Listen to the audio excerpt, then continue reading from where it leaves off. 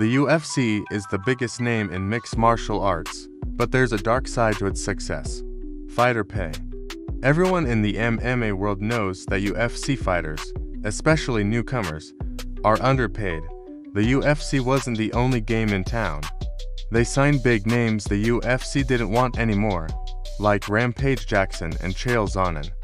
They built stars like Patricio Pitbull, Michael Venom Page, and Douglas Lima. Bellator wasn't the UFC, but it was a real alternative. It kept some pressure on the UFC to pay fighters more. You fight for $10,000 to show and $10,000 to win. But over time, Bellator fell apart due to bad business decisions, poor matchmaking, and weak leadership. As Bellator crumbled, the UFC kept growing. You can't speak out, because if you do, you might never get booked again. The UFC has all the power, they earned it. But it also means they don't have to share much. Maybe this is just how the fight business works. And fighters at the bottom will keep getting scraps. That's the price of being the only game in town. If you want to be a UFC fighter, you have to accept the deal. For now, that's just the way it is. If you don't like it, there's a simple solution. Go start your own MMA organization. No barrier to entry. Knock yourself out. Pay fighters whatever you want. But if you're a fighter entering that system, you should know exactly what you're signing up for. It is not just about fighter pay or sponsorships or contracts, it's about how the business is structured. The UFC isn't just a fight promotion, it's the center of the MMA world.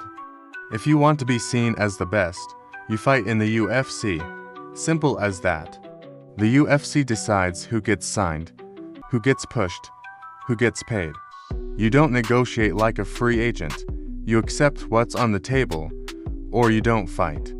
And most fighters can't afford to walk away, because there's nowhere else to go.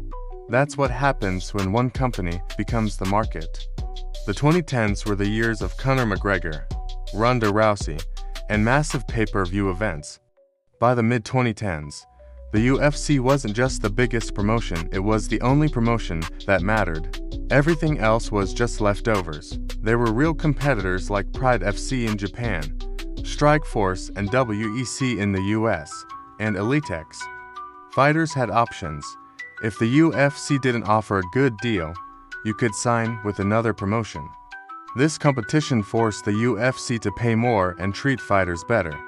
But instead of fighting the competition, the UFC did what big businesses always do. They bought them out. Pride was bought and shut down. Strikeforce was bought and absorbed. WEC was merged into the UFC.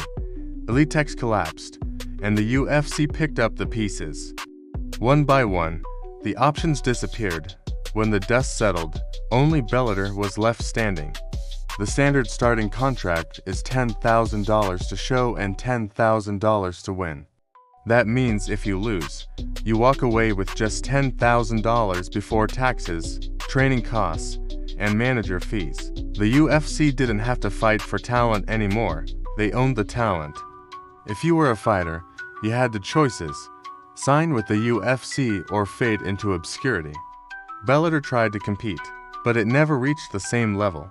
And now, Bellator is gone too, bought by the PFL, another so-called option off the table. The UFC became the gatekeeper to fame, money, and legacy. And when you control everything, you control the prices too. But why does the UFC pay so little, even as the company makes record profits? The answer is simple: they don't have to pay more, and the system is built to keep it that way. In the early 2000s, the MMA landscape was very different. For a while, Bellator was a real competitor. Once the competition was gone, everything changed. If you're a big name, you're probably getting paid well. Fighters like Israel Adesanya, John Jones, or Paddy Pimblett bring in viewers and sell tickets. For those stars, the UFC cuts bigger checks, as they should. But for everyone else, the starting pay, the same garbage it's been for over a decade. $10,000 to show, $10,000 to win. The $50,000 bonus for fight of the night or performance of the night is the same as it was back in the Brock Lesnar days. Meanwhile, the UFC's business has exploded. Pay-per-view prices have gone up, gate numbers have tripled, and Dana White can't stop talking about breaking records. The UFC now holds the top 3 highest gate records of all time at the T-Mobile Arena. The company is making 10 times what it was in 2010. But fighters at the bottom are still stuck at $10,000 and $10,000. Let's do the math. Remember when fighters could earn real sponsor money?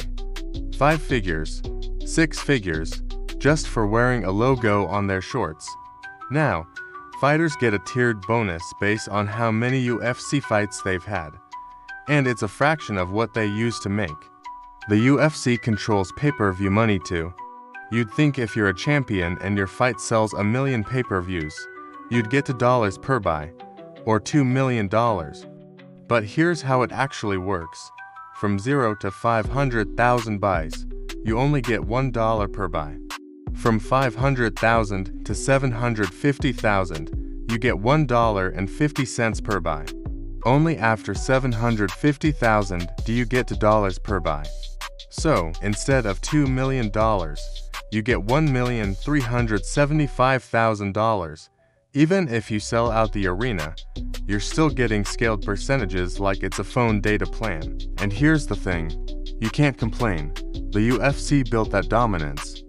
The reality is, until there's real competition or fighters organize for better pay, nothing will change.